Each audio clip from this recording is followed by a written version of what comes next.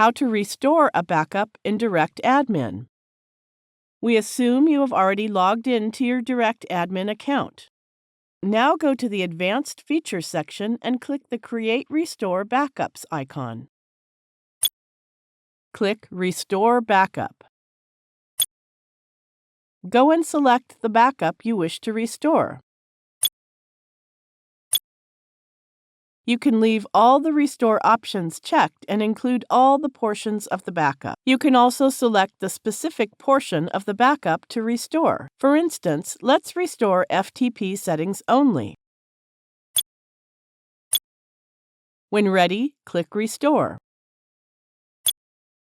It may take some time to restore the backup depending on the size of the backup file. It sends a message on the completion of restoration work. Let's view the message. Go to the main page and scroll down to the Support and Help section. Open Support Center and look for the message. Click to open the message. The selected backup has been restored successfully. Thank you for watching.